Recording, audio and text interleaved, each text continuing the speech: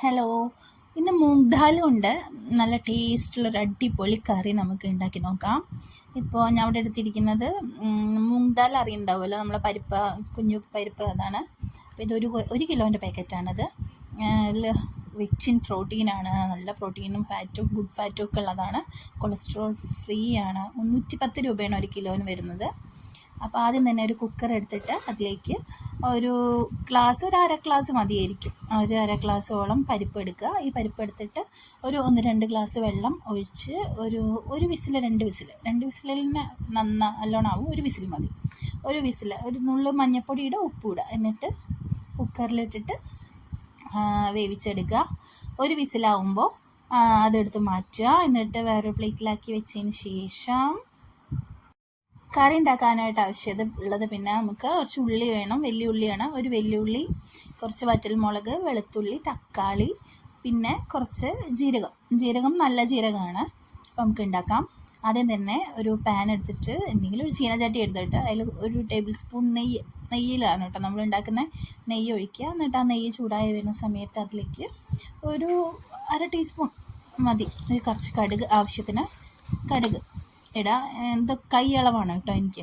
അപ്പോൾ പിന്നെ അതിലേക്ക് അടുത്തായിട്ട് നമ്മൾ ജീരകം എടുത്തല്ലോ, നല്ല ജീരകം എടുത്തിട്ട് ഒരു സ്പൂൺ മതി, ചെറിയൊരു സ്പൂണ് ജീരകം ഇടാം.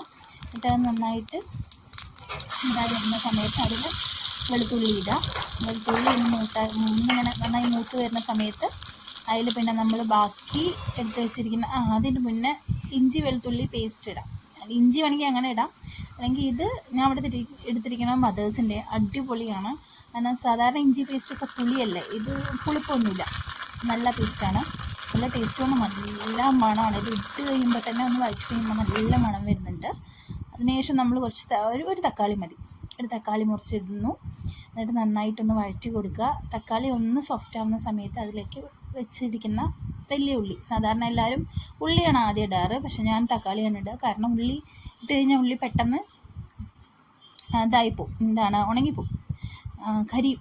അത് കാരണം തക്കാളി ആദ്യം ഇട്ടു. അതിന് ശേഷം ഉള്ളി, പിന്നെ വറ്റൽമുളക്, ഒരു 1-2 വറ്റൽമുളക് ഉണ്ടാക്കി വെച്ചിട്ടുണ്ട്, അത് മതി. അപ്പോൾ 2 വറ്റൽമുളക് ഇടുക. അപ്പോൾ നന്നായിട്ട് ഇളക്കി കൊടുക്കുക. അതിന് ശേഷം ഒരു 1-2 നുള്ള് മഞ്ഞൾപ്പൊടി ഇടണം. എന്നിട്ട് നന്നായിട്ട് ഒന്നും കൂടെ ഇളക്കി ഒന്ന് ചൂടാവുന്നവരെ ലോ ഫ്ലെയിമിൽ വെച്ചിട്ടൊന്ന് ഇളക്കി കൊടുക്കുക. അങ്ങനെ കണ്ടോ, നന്നായിട്ട് കളർ ചേഞ്ച് ആവേണ്ട ആവശ്യമില്ല, അത് ടേസ്റ്റ് മാറും, പിന്നെ ഒരു കരിഞ്ഞ ടേസ്റ്റ് ആയിരിക്കും, അതുകൊണ്ട് അത് വേണ്ട. പിന്നെ ഇഞ്ചി വെളുത്തുള്ളി പേസ്റ്റ് മദേഴ്സിൻ്റെയാണ് കേട്ടോ, മദേഴ്സിൻ്റെ ഓർഗാനിക്കാണ്, നല്ല ടേസ്റ്റാണ്, നല്ല മണമാണ്. ഇപ്പോൾ തന്നെ നല്ല മണം വരുന്നുണ്ട്, നമുക്ക് ഇതന്നെ കഴിക്കാൻ തോന്നും, വെറുതെ കഴിക്കാൻ തോന്നും.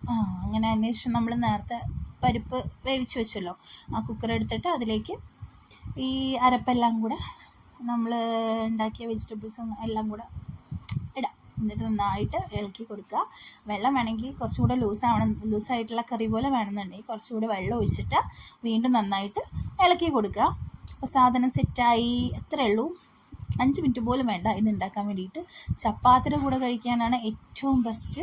ചപ്പാത്തിയോ അപ്പോ നമുക്ക് പിന്നെ ഞാനിവിടെ ദോശയാണ് കേട്ടോ ഒന്ന് ഉണ്ടാക്കിയിട്ടുണ്ട്, അപ്പോൾ ഞാൻ ദോശയുടെ കൂടെയാണ് ഉണ്ടാക്കുന്നത്. അതുകൊണ്ട് എനിക്ക് കുറച്ച് ലൂസ് വേണമെന്നുള്ളതുകൊണ്ട് ഞാൻ കുറച്ച് വെള്ളം ഒഴിച്ചു.